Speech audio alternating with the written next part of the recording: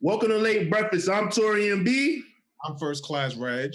Welcome back. It hasn't been a minute for y'all, but it's been a minute for us. We are fresh in recording, and this week we are going to talk about the top rap albums of 2020. And hopefully there's no chaos and we can maybe list off maybe a top 10. Maybe we can all, be civil and get it down to 10. But what I'm going to do first off is I'm going to list off all of the rap albums that I think should be noted for 2020. And then, we're going to go around and everybody's going to give their top three. I think that's fair. I think this gives you guys enough time to get your top three together, which I think. That's cool. All right. I like that. So don't stop me.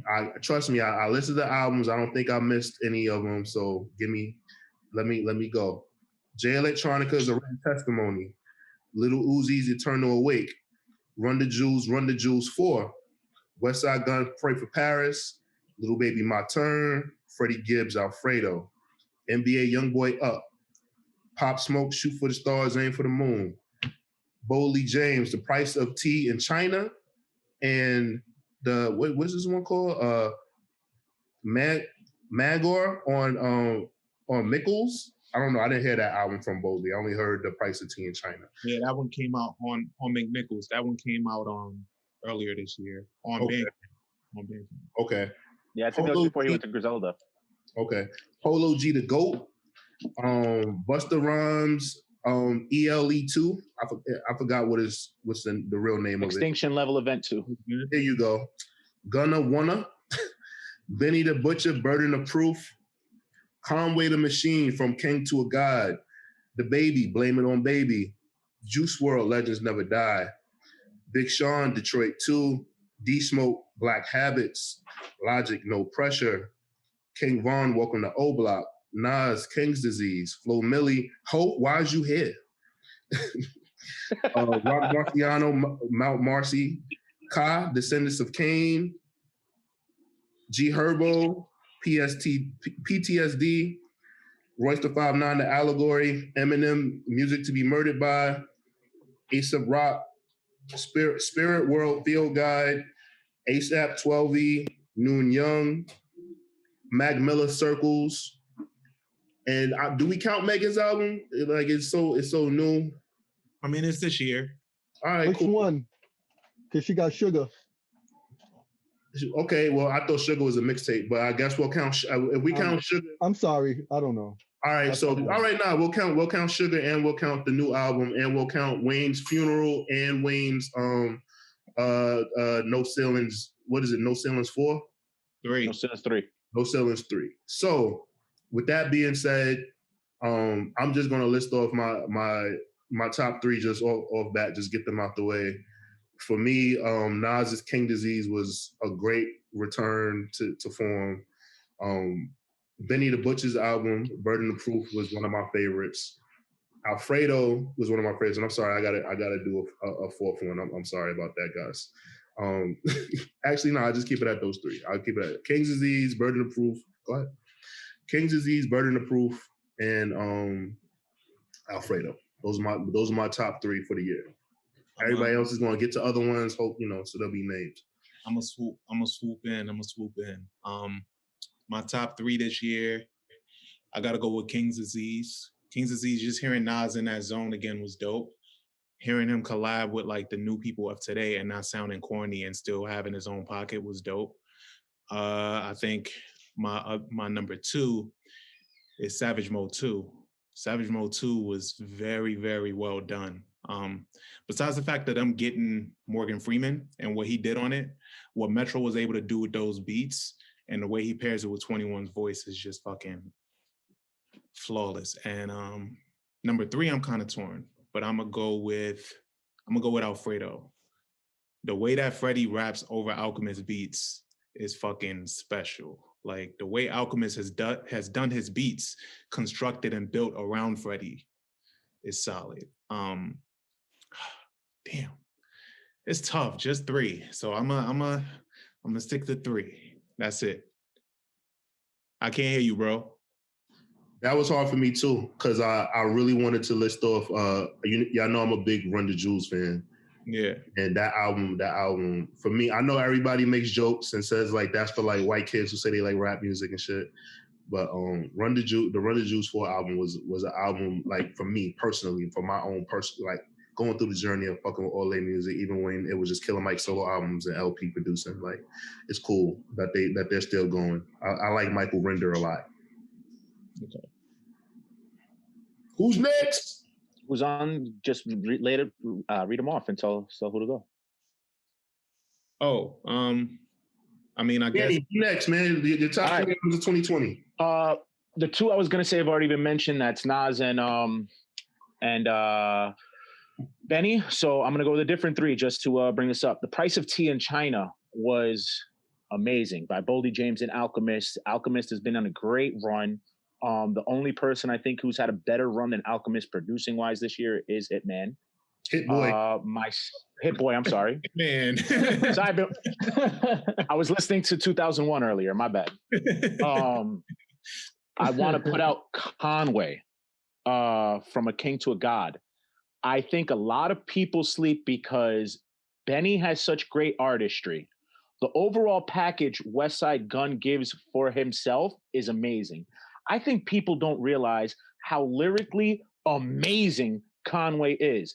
Conway puts his writing is so surgical. There's bars you will not get. There's a bar like it'll hit the 4th bar of his verse and it won't make sense till he's at like the 13th bar of his verse and you're like, oh shit.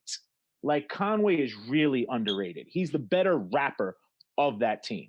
I just want to add in there too, like I like where Conway is going with it because he's still introducing new flows. Like if you heard him on his Juicy J album, ooh, that Juicy J oh verse. My God, like he sounds amazing. Like I never heard him on that flow. And like, let's be honest. Honestly, out of 20, let's go. If we're gonna go 20 top verses of the year, like 7 of them are Conway this year. To be honest. My last. I don't know. Now we could go through it after this. I can definitely show you 7 Conway verses that are up for verse of the year. But I didn't want to keep track. Keep going. Yeah, the third one I'm gonna go with is Lil Baby. This was the album that really and I love Gunna's album, so I'm not trying to put them against each other because I truly loved Wanna also. It's up there for me. But the whole thing is, I've always been more of a Gunna fan. I prefer more melodic stuff a lot of the time from the younger generation than I do with more of the style that the Lil Baby has. This album was the one where I was like, all right, besides, what was the big hit he had? The biggest hit that he had this year was one of the biggest songs of the year besides, it was probably the biggest song besides Roddy this year. It's bigger than Black and White. Oh, okay. I know what you're talking about. Change over. That was like, I even went to my old heads on the block who don't like anything new and was like, you guys gonna keep saying Lil Baby don't have something? And it shut everybody up. So that's what I'm going with my top 3. I'll go. Okay. LaShawn, go ahead, LaShawn. Oh. Nah, Julius could go. Just go, man. All right. I just wanted to be respectful. All right, so first things first. I feel very disrespected that my man didn't get mentioned. So we're going to go with Dark Lane Demo Tapes, Drake in 2020. Oh, my God. Oh, my God. That was not a fucking album, bro. Nah, Yes, it was. Yes, it was. I'm usually Team OVO, but I shut up. Bro, LaShawn. He mentioned no ceilings. So I'm going to mention Dark Lane. He's right. Nah, he has a point. You mentioned no ceilings. Nah, you can't mention no ceilings. I didn't even want to put no ceilings in there. Y'all made me like, nigga, come on, bro. We talking about albums of the year. That's not a fucking album. Come on, bro. Let's be clear here. All right. You know what? Come on. You know what, T?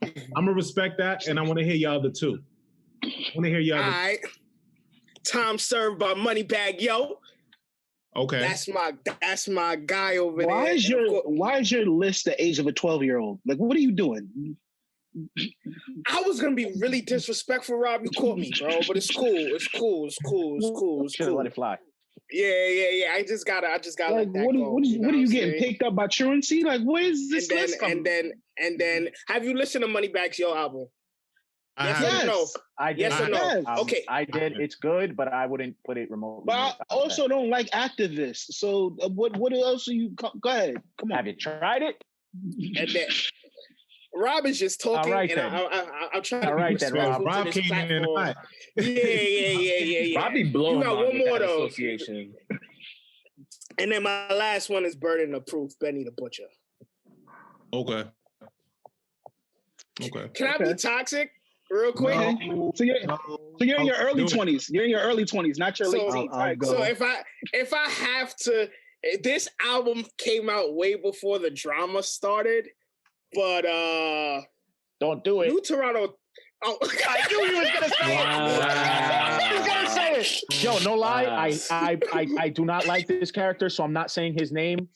I was truly a fan of that project. I was a fan. I'm not even gonna lie. I had to erase it from my top 5 most listened to projects this year. Not gonna lie. Yo, I'm not even lying to you when I say I never, and I swear on everything, I never cared about this nigga Tory Lanez. I never cared. I thought we were avoiding I saying his didn't name even bother purposely. checking out that new album. I'm gonna keep it a buck. Like, I did not play No, that. hold on. I was, for context, this came out before the whole situation. Months before the whole situation happened. Yeah, months before. Don't die on That's that hill. everybody. That's Sean, everybody I'm not getting dying on the hill, but But Sean, because you when I toxic Brooklyn nigga, bro. That's all. when my title top streaming list, he was there. I blurred it out, but it doesn't take away from the. It doesn't Mad take people away. blurred they shit out. Mad people. not blurred it out. It doesn't take away the is. fact. It doesn't take away the fact that it was there though. But Yeah, he's been deleted from my library since, but that album was in heavy rotation prior to. All right, so Let's go, Jules. Rob, if you mention a Wale album, we're gonna fight after this, so I don't want to hear from you anymore. You gotta catch me, bitch. It's not that hard to that catch wouldn't you. be hard. Yeah, facts. All right, Facts. Julius, go ahead, man. They I being give you a rude. Friday head start. Y'all being rude to Did you Julius. say you're gonna give me a Friday head start? A Friday head start. That's how long you need. I think he said okay, 5 days. hold on. Can we get back? Let's get back. Come on. I'm so sorry. I'm so sorry. Okay, there were a lot of enjoyable albums during this year 2020. It was a pandemic, so a lot of albums didn't hit like it was supposed to. A lot of albums were really made for the outside, but we didn't go outside. So therefore, to bring it here, I have to go. We already mentioned it. Alfredo by Freddie Gibbs. I think that to me, is the album of the year. The replay value there was insane. The production there was flawless. The rollout was good. The videos were really cool, and just the verses we got from there. We got a good Conway verse, and then we had a good Benny verse, and it was really, really incredible. That's my album of the year, so that will be number 1. Number 2, I would definitely have to put. Damn, this is hard. Fuck. Shit. From Kings. No. Pray for Paris. Pray for Paris. I'll put Pray for Paris up there by West Side Gun. I never liked West Side Gun as a rapper like that until this album. This album made me understand it's okay to just rap. It's okay. You don't have to you don't have to be the best rapper in the world, but you made a great album. Production was really flawless. The features really made that album. That's why I would put this on this list. We got 2 excellent songs from Griselda on there, which is like one where is one maybe like the best guest verse of the year by Conway.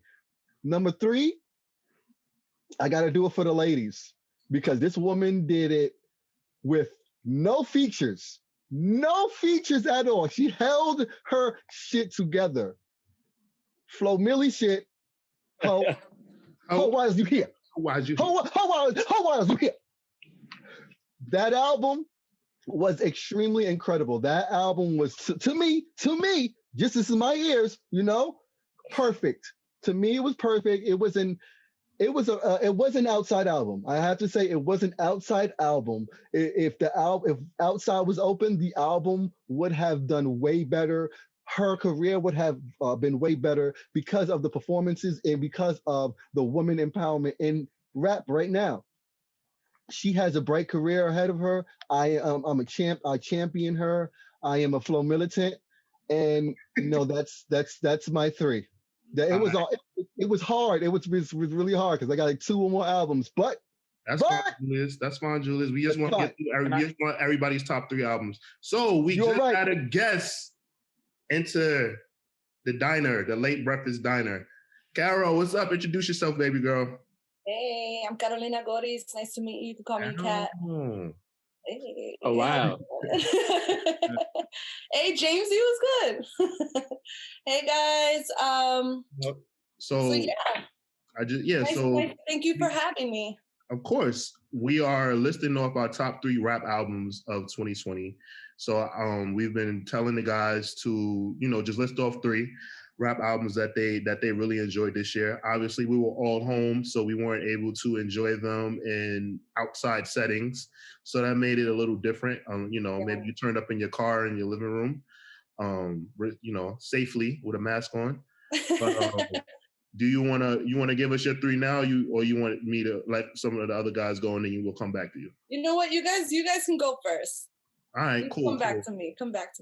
All right, James or Eli, who needs to go? Who wants to go next? I'll go ahead. Go, Jim. I would say my album of the year. I feel like this was pretty much most people's albums of the year if you listen to rap music. Benny the Butcher, Burner Proof. Second would be Don Toliver, Heaven or Hell. And shout out to Gen Z for putting on for like artists like Don Toliver, because if it wasn't for Gen Z talking about artists like him and a bunch of others, which like serve as honorable mentions, but I wouldn't have, I'm an old head, so I wouldn't have put that on my radar. And for my third option, definitely 21 Savage, Savage Mode 2. And I have a few runners, like it was hard to choose for me because I had a whole list here, but yeah, runners up, definitely like Flo Milli. Yeah. Nobody really mentioned this artist a lot, but Armani Caesar had a good album that I personally enjoyed. But yeah, that's my 3. That hasn't had a dud yet. All right, so I guess I'm going up next then, right? Go ahead, E. All right, so first one, I'm gonna piggyback off of James with this one. Don Toliver, Heaven or Hell. You ain't had to say piggyback. Well, whatever. You already know. Yeah. Pause, whatever. But then after that, for like a fun record, I'm going with Gunna Wanna. That shit just has like the vibes. We've seen like some of the best production from Wheezy and Turbo. Quiet as Kept is like a lot of like complex production that went behind that album. I loved it for just a vibe, just fun, like, Then I'm gonna go with West Side Gun, Fly Guy 2. Those are my top 3 right there. Damn. Wait, have we all? Sorry. So we all went except for Carolina. Rob has not gone either. I didn't go. That's okay. We don't want to hear from him. We don't need him to talk. Go ahead, Rob. I don't know. This year's been very interesting. Jesus. I got a lot of great. I got a lot of great. That shit. I got a lot of. You great don't know, nigga. rap. Like you. Nah, I mean, I You got better than that. Yeah, nah, go ahead, bro. Go ahead. Three. I got 3. Number 1, I'm giving Conway From a King to a God.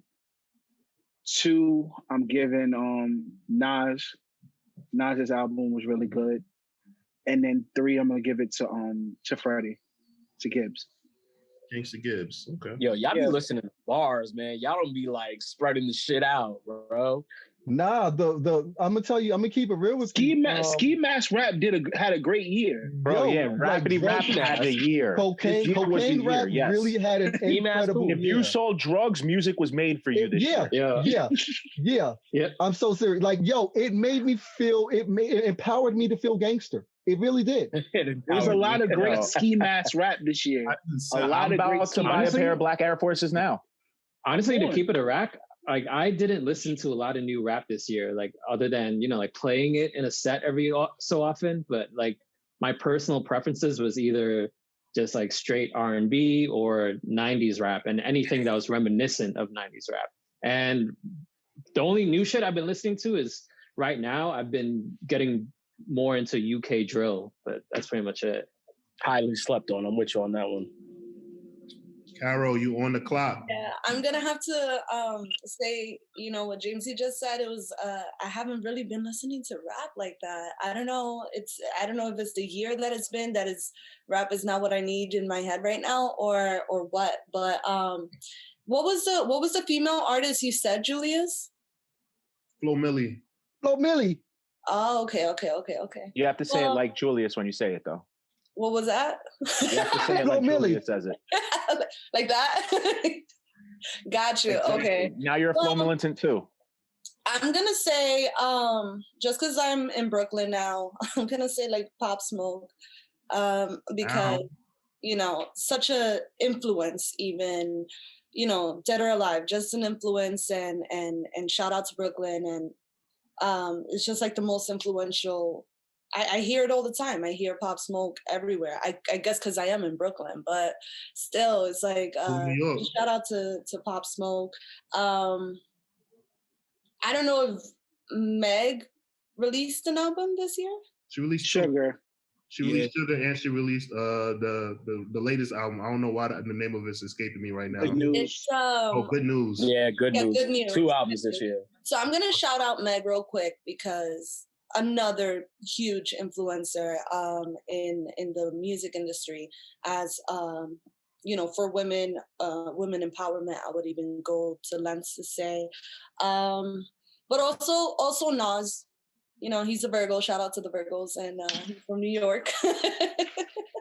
And he's from New York, and he's a legend. He's iconic. So that's the 3 that I'm gonna go with. Okay, those are good picks. What I want to also go into is that we had many posthumous albums come out this year, and that was unfortunate. We got Mac Miller's Circles, which was a good project, right? We got Pop Smoke, we got Juice WRLD, and King Von. His album came out the week he passed away. Like, that was kind of he passed away the weekend it dropped. Yeah, that's kind of fucked up. And Juice WRLD and Pop Smoke especially, like, their albums are ruling the charts.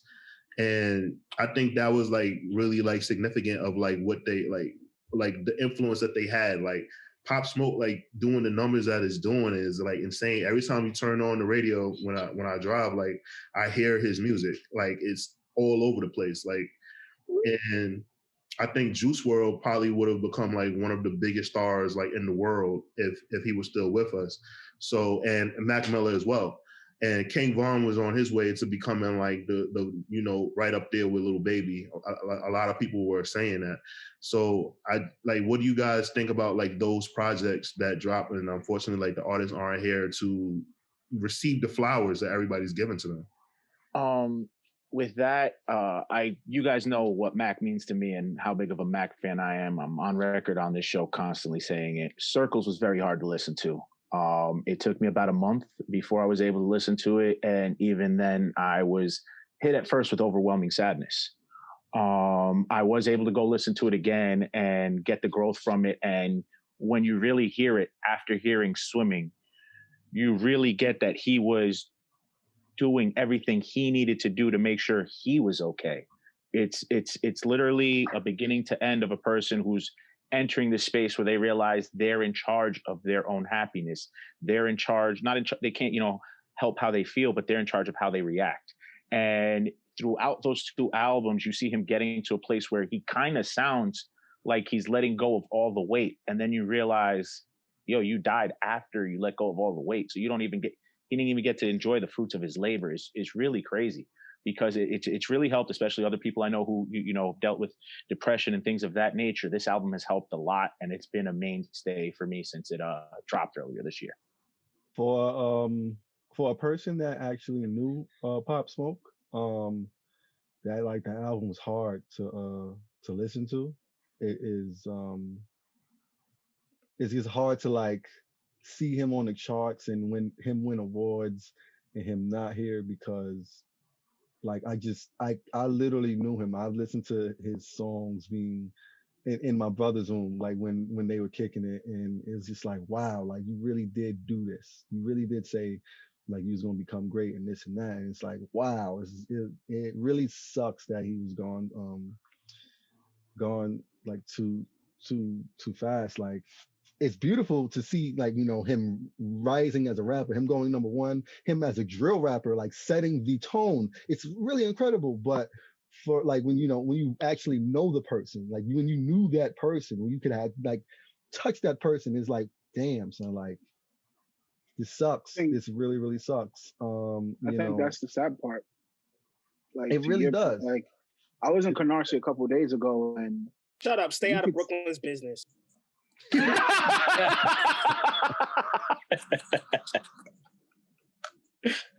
Yo, we on your ass all night. I you needed know how that laugh. long LA been waiting to sting you? I needed that laugh. I can't. There's no rebuttal to that, because being from the Bronx, there's no reason why I should be in Brooklyn. But I was in Brooklyn, in Canarsie, and It's a long story, Rob. Nah, you can still feel it. Pop was out of here. Like the music was becoming way more diverse. You can see he was really going to become an international star with his sound, the way he used his voice as an instrument, and you can see that with the songs that's really on the charts now. I still feel like the album went number one as a drill rapper. That shit is knocking in Puerto Rico. Yeah. Like that album apparently is everywhere in Puerto Rico too. You know how crazy that is for a drill rapper from Okay, Brooklyn, so Julius, what you gotta stop. The reason why the album initially got backlash is because Pop was trying to shake off the stigma of being a drill rapper. Like he showed that on the album. He's not a drill rapper. Like he's no. Drill sound, but he's not a drill. I understand, but at the end of the day, you can ask anyone under 22, 23. He's still a drill rapper. They're wrong. Okay, he was more dynamic. Look, However, I'm not putting him in a box. I'm not putting him in a box. Taurian, what you got to realize too is it's not necessarily the fact that he was put in that box. It's the fact that he held the torch for that movement, and he's what sparked the chain reaction for that movement to blow even more exceedingly. So he's not necessarily in the box of a drill rapper, but the drill area of things is going to champion him as their champion, and they deserve to. Yeah. I'm not going to tell the young kids how to classify the voice of their generation or how they feel about a particular artist the same way I didn't let anybody talk ill or make me feel indifferent about Big. Like I still have Big in my top 10, and Big only has 2 albums. I'm not. I dare anybody to say no. What I mean is like that impact, like how it hits me, how that person hits me, or how the kids feel about Pop, and they feel like he is that savior of that sound for them, especially when. But that's not what I'm saying. What I'm saying is that that's not what Pop wanted to be pigeonholed as, and that's why he fine out of that box. That's all I'm saying. I'm not disrespecting Pop. I'm actually praising him for actually showing that he has. Yeah, we know. Yeah, we know. I understand everything. I understand that, but he's still at the end of the day, like you can't. You are who you are before you got here. He's still technically a drill rapper, even if he's branching out and creating new sound. Like at the end of the day, he comes off as a drill rapper. He knows how to use it. He was using inflections and stuff like that with his voice. But I mean, he is what he is. But still, incredible album. I didn't listen to the Juice WRLD album. My god kids love it. They cried for like 2 weeks over his death. So the music didn't relate to me. but I know how the younger kids feel about him between the ages of like 13 and 19. I always Really even champion. older, up to 25, people love Juice World, I would say. I want to move on to the next part of this, right? Well, can I just add that Go ahead.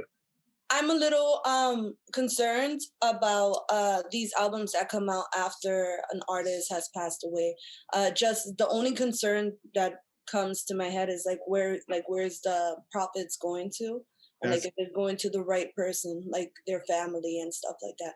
I love that, these albums are there just because of the fans that get, that actually love these artists and get to hear the music even after they pass and, deal with their passing in their own ways and connect with them through the music still. So I like that the albums are there, but who is profiting off of the album is always a concern for me. And that just comes to my head. To my knowledge, I know that Mac and Kane Vaughn both own their masters. So their family has control over their musical estate. I'm not sure with Pop Smoke or with Juice WRLD, how that goes for them. But what I understand, it definitely goes to Pop because I think Steven Victor put out a picture of, I think, an invoice and a letter that he sent to his family, or at least to his parents, talking about splitting, I guess, the royalties and shit like that with his music. But yeah, I'm pretty sure that Steven Victor did that. From my understanding, they had Juice WRLD's mother and rap album of all time. Who?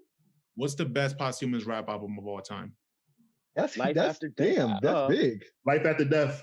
Wait. You mean rap? Rap. Yeah, rap. Yeah, on the topic of rap, the best posthumous album of all time is Life After Death.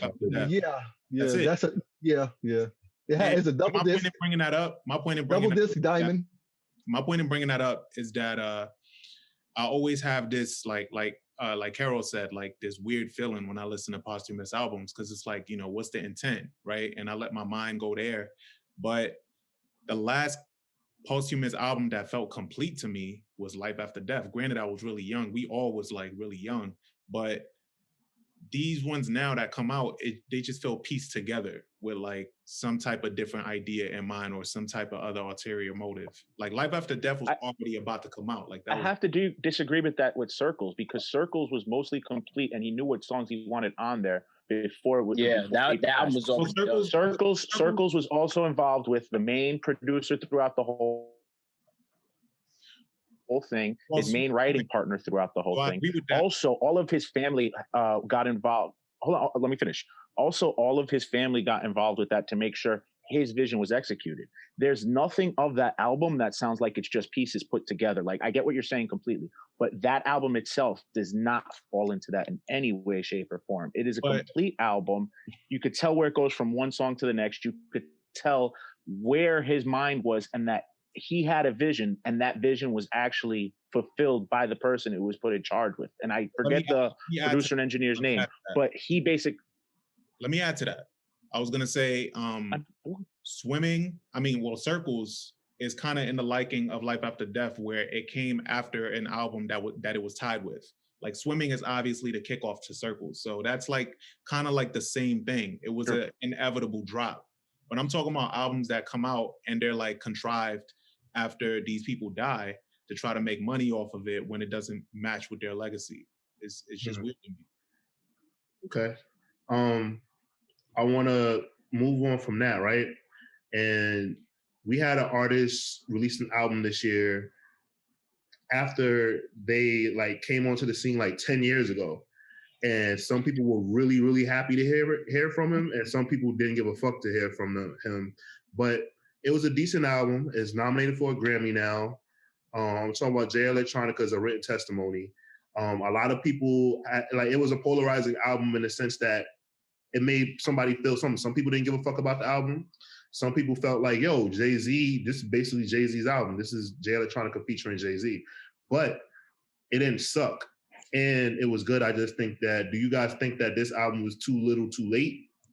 Do you think he took his time? How do y'all feel about Jay Electronica dropping this album so late?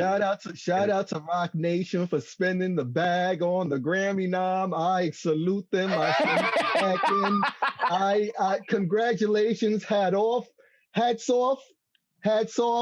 Like, listen, they did what they had to do to get that Grammy nod. Okay, they dished out the money. I'm not mad, my brother. If you're listening, I'm not mad. I'm not mad. I salute you. Just know people care about you and they want to get paid. That's my time. Julius, all you Negroes. Nah, here's the thing. I started out hating on the album. Now I didn't want to hear it. I still don't give a fuck to hear Jay Electronica. I really only heard it to hear what Jay verses were on there, and Jay bodied it. Jay Electronica could rap as great as he wants, but I don't care. Get your should have dropped an album 10 years ago ass out of here and stick to features, because I don't give a fuck what you have to say. Go marry a Rothschild and go retire. Leave it alone. I don't want you. That was beautifully said. Wow, that was Danny. beautifully said, Wow, I love that. That sounded like a poem. Wow, Danny. I hated it at first. I've grown to like it, but I only grow to like it because Hov is on it. Can you talk without food in your mouth? Word, mad rude. Sure. The second album was no one's talking about. He put out 2 albums this year. So what does that tell you? He did it definitely. Yeah, like sucks. I got one more thing. No, he didn't. The second one got leaked. Somebody got a hard drive and leaked it. So then he was just like, all right, fuck it. We might as well upload it ourselves and make money. He didn't plan to release that album ever. So Clearly he shouldn't have. You should. I think 10 years is a long ass time. 10 years is too long to go without. Very long fucking time. Go ahead, Carol. I'm sorry. No, I'm just saying. I think 10 years is way too long of a time. It's a whole decade. It's like a whole different type of music being made these days. But I am gonna say he's incredible with the lyrics. So I'm not gonna take that from him. He's always been. Yeah, for me, I wasn't like, it was frustrating waiting, but I mean, he's a talented lyricist. I wish the album was longer, and to have waited so long. But I don't think that. I understand 10 years is a long time, but sometimes certain artists, everybody works differently. Some people move slower than others. He just moves at a snail's pace, and he put out the album when he was ready, and the label then applied pressure to him, and I think it speaks a lot to the kind of label that Rock Nation is. Some artists are like losing their minds, going crazy, trying to put out product because the labels are applying so much pressure on them. And whatever journey Jay Electronica has been on, Rock Nation allowed him to do that, and they were happy with the outcome. Like, so, I mean, it is what it is. Like, we hear artists complaining all the time how labels are like treating them like slaves and making them put out. Look how much music the baby's putting out. He's just putting out albums. I feel like Interscope is just like just dragging him out of bed like that video. like, come on, record again. Your brother just died. You got to talk about that. Like, you know what I'm saying? Like, so well, it's like it's a double-edged sword. This project's also the first time the baby sounds any different than any of his other projects. But the thing with Jay Electronica, going back to Jay Electronica, my problem with Jay Electronica is he had the nerve to come out and say, the reason why I'm not dropping an album is because my baby mother, Erykah Badu, told me not to. He did not say that. Erykah Badu, he didn't say that. Erykah Badu she said it. Yeah. She said it. He didn't come out and say it was wrong. It was public for everybody to see, and she's very public on those platforms. Get out of here. Get out of here. We don't need to hear you. Bye. Look, at the end of the day, I like dictionaries too. Dictionaries are cool and they're really old, but I have autocorrect. So him and Papoose should talk about. So you can't wait, bro. You waited. Dictionaries are cool, but I have autocorrect. What are you talking about? It's the same thing. Like, yo, bro, the sound of music has changed. There was a moment in time where everybody had their ears open to hear what Jay Electronica had to say. Yeah. Well, that moment's passed. With Rob's nonsensical metaphor aside, I feel like as a thanks, James.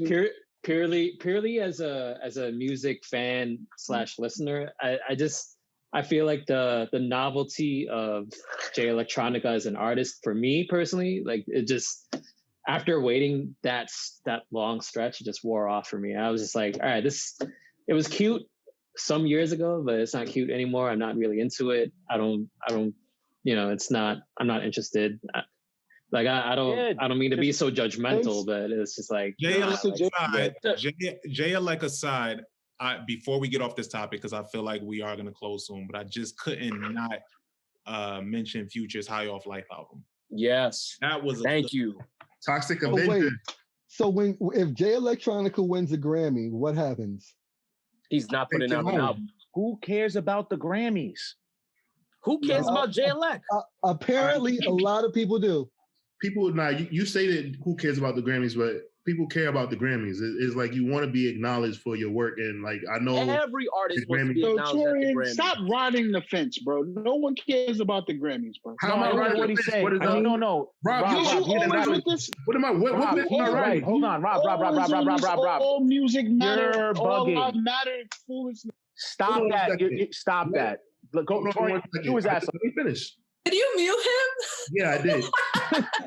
So, Look You at ain't that. got the guts She saying just you. got here. You and ain't she got the already told you to guts cut off saying his mic. that. Come on. you just, number one, Rob, you Even just said she I'm don't riding want to the hear fence. your shit.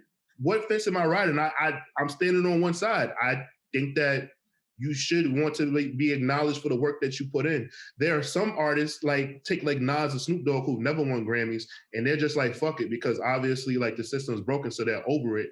But I'm pretty sure like Nas will be happy to win a Grammy. I'm pretty sure Snoop will be happy to win a Grammy. Unfortunately, it's not for their best work, but it sucks. But like if I was an artist, I would aspire to win a Grammy Award. Just like if I was an athlete, I would aspire to win league MVP and a championship. There are things that you want to do for the work that you put in. It's not like Rob, definition of straddling the fence is when there are two topics and that you ride on both sides. I'm on the side of, yeah, niggas do care about Grammys. So that's wrong. So you're going to use an analogy next time, understand what you're saying. I'm not straddling the fence. I think that people should care about the Grammys. The Grammys are broken, but I think when people win the Grammys, they're happy about it. It sounds better when you're Grammy nominated or Grammy award winning artist. Yeah.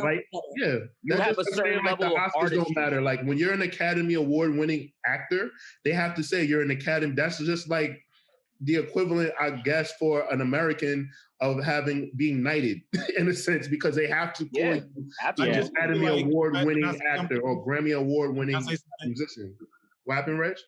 I just feel like we're at this place where we're already kind of changing the rules and we're kind of reclaiming the power in certain situations when it comes to media. And since we're already at that place, we might as well just take the power away from what they put into the Grammys. Like we're already at that spot and people keep talking about it. We're at such a progressive state that it's like, since we're being so progressive, why do people still care about a fucking Grammy? Because black people swear white ice is colder. No one cares about black people, because there's white people that want to win Grammys too. White people want to win too. That's what it is. It's more the way the Grammys. Most of the time they win. I think it's. But you're still being narrow in the sense that you're just thinking that it's a black problem. It's an issue. Okay, so it is. I think it's less of a race problem as it pertains to artists, and more of a creative problem as far as, you know, as an athlete. Absolutely. As an athlete, you're not going to be like, oh man, fuck the MVP awards, whatever the fuck, right? But as a creative, yeah, whatever. As a creative, you have this love-hate relationship with getting accolades, because you know you're either not going to get it or not get that recognition, or you are, because you may have just happened to put out your best body of work that year. So yeah, every artist, black or white or yellow or whatever the case is, it's going to be like, oh, fuck the Grammys, whatever. But that one year where they win, they're thankful that they won that Grammy, and they're going to flex that. So it's all about, it all boils down to, you know, like that one year where you happen to get lucky. Rob, we like to forget. You guys have you seen one white artist who's came out and be like, damn, I got snubbed because I didn't get a Grammy? Okay, but Rob, let me ask you this. Rob. Yes. Answer the Rob. Lana Del Rey was Superman. Tell me an artist that has been nominated and went all over social media and said, man, I know I got nominated, but fuck the Grammys. Not a single artist has ever said that. Also, let's be realistic. Rock was Drake. going through this for decades before hip hop even went through it. The same other genres that we're complaining about are genres that had the same thing happen to them. It's just more in front of us because of technology now, because people are more open to saying fuck you and not keeping doors shut to people, and the fact that hip hop is the biggest genre in the world. That's the only reason why it's a problem for us now. But it's been happening. Wait, let me finish, Rock. Thank you very much. Go ahead, Danny. It's been happening to rock. Look at rock artists. Look at any other genre. It's the same politics. This is more industry politics than it is anything to do with an actual drama. I mean, an actual genre. To be clear, I get what Rob is saying, because what Rob is saying is still a good point in the sense that this is, for the most part, happening to Black artists. Black artists are the ones putting stock into these white organizations of like the Grammys and the Oscars and everything like that. Because every year, whether or not white people voice it, it's a bigger problem when Black people don't get the awards they deserve. I mean, I get it. It's why Latinos went and started their own Grammys altogether. That's why we. Yeah, I just want to add an. But what I'm saying is, in other genres, opposed to hip hop music, hip hop and R&B music, is a narrative and create their own award shows or whatever, or their own accolades, where that genre respects them for it. So, like I can win a Grammy in country music and be Grammy award winning, blah blah blah, Bobby Billy Boom, but whatever. But I know that there's a country music awards where when I get that award, it means a lot more to me because it's in my genre. So when it happens to Black artists, we don't have that same recognition. Like you just mentioned, Snoop. Nas has been nominated for a Grammy over 15 times and has not won a Grammy. We literally watched Macklemore go up on stage and was like, yeah, that's crazy that I beat all y'all out. It's crazy. You deserve this.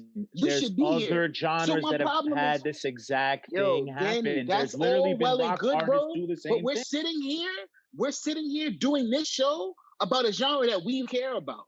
So I'm only going to give a fuck about that genre. I don't care about them other genres. But bro. understand that has nothing that to do with why we here. If you want to argue something, understand the full context of what you're arguing is my point. You keep bringing up this and not understanding the full scope. So you sound narrow-minded again is what we're saying. You keep having this small view that you're not seeing the bigger picture. And that's what you were told earlier today. It's the third time you've been told you have a narrow view of things. And I'm trying to get you to see it in the bigger scope so that the answer can actually be something you already mentioned instead of keep going on back to it, which is what other genres did. They created their own platforms for this. Other genres have all done it. Danny, I get that. I do get that, but somebody hold back Danny. It is what about to jump through the screen. It's like what Rob is saying, because I mean, our focus right now is our people. You did say it on the wider spectrum, it affects more than one side. I get that. But we've been voicing distaste in this for years, like in a different way, where we're just completely overlooked. And I didn't want to take all of this here, but we got here, and that's just what it is.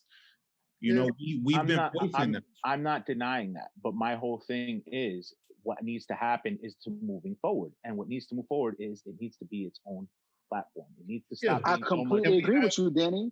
All right, Rob and Danny, I've done. We do have platforms, and I think that our artists of color need to acknowledge that. We have the BET Awards, we have the Soul Train Awards, we have the NAACP Awards, and our biggest artists need to attend those award shows and need to put those awards on a pedestal. And I think that'll bring more notoriety to that and put power in it. Until we do that, then we'll kind of be stagnant in the same place. So I just want to kind of bring this topic to an end. And it seems like a lot of us picked out Fredo. I'll say Burden of Proof, Little Baby's My Turn, and Nas got mentioned a lot. And Nas's King's Disease. And what was the fifth one that was mentioned the most? I'm drawing a blank. Was it Pray for Paris? Oh, Flo Milli. You're the Flo Milli, was mentioned, yeah. So Flo Milli and Savage Mode. Oh, sorry. Savage Mode. Yeah, was you had mentioned two twice. 4 Savage Million was Modes, and then mentioned you 3 had times. two. I think you had 2 or 3 Yeah. Gunna Ones. Conway I was think- mentioned like 4 times too, though. Yeah. So I think that like, you know, those are like the 6 albums that kind of like rounded out the most of the albums that like we picked for the top albums of 2020. Music in 2020 was interesting this year because our big 3 didn't drop an album. That would be Drake, Cole, Kendrick. I think we all agree that's the big 3 right now. There's a rumor that Cole is dropping tonight, but I don't know how true that is. Yeah, I heard the same thing, and then I think Cole also wanted to give that's Revenge of fine, the but we don't know. Dreamers. I when didn't hear we're this dropping rumor. Yeah, I No, think Cole wanted it to wasn't. give. Guys, let me get through this. I'm sorry. we don't know when we're dropping this, so thanks a lot, LaShawn.